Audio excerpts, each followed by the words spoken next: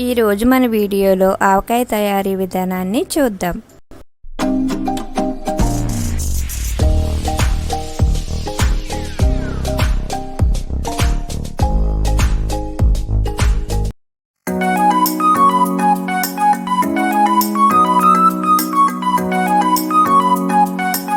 ఆవకాయ తయారీకి కావలసిన పదార్థాలు: మామిడికాయలు, కారం, ఆవాలు, ఉప్పు, నూనె, మెంతులు.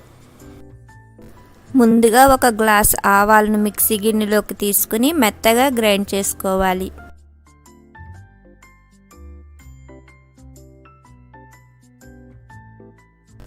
ఇప్పుడు ఆవపిండిని ఒక గ్లాసు నిండుగా ఇలా తీసుకుని ఒక బౌల్లో వేసుకోవాలి.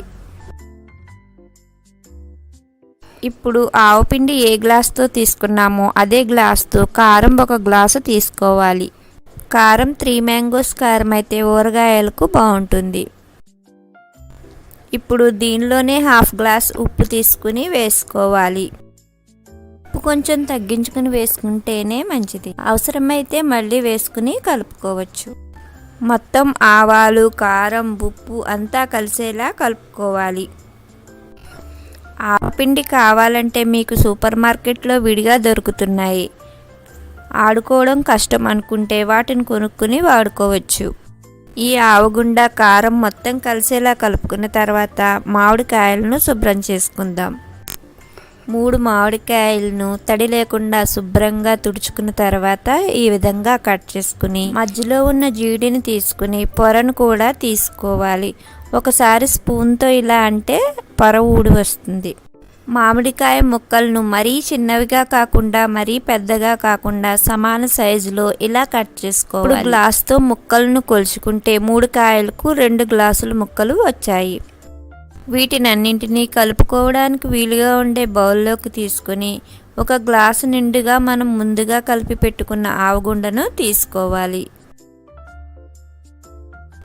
దీన్ని ఇప్పుడు ఈ మామిడికాయ ముక్కల్లో వేసుకుని ఒక గ్లాసు నువ్వుల నూనె పోసుకుని కలుపుకోవాలి. లాస్ట్లో ఒక స్పూన్ మెంతులు కూడా వేసుకుని మొత్తం కలిసేలా కలుపుకోవాలి. అన్నీ వేసి కలుపుకున్న తర్వాత మూత పెట్టుకుని 2 రోజులు ఉంచుకుంటే ఊట ఊరుతుంది.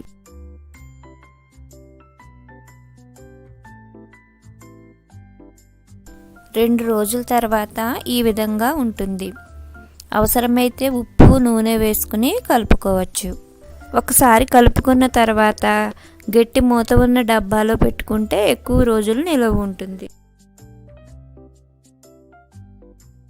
ఆ వీడియోస్ మీకు నచ్చినట్లయితే ప్లీజ్ సబ్స్క్రైబ్ మై ఛానల్. పక్కనే ఉన్న గంట సింబల్ నొక్కితేనే వీడియోస్ పెట్టగానే నోటిఫికేషన్ వస్తుంది.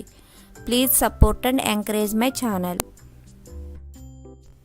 Thanks for watching my videos. Please like, share and subscribe my channel.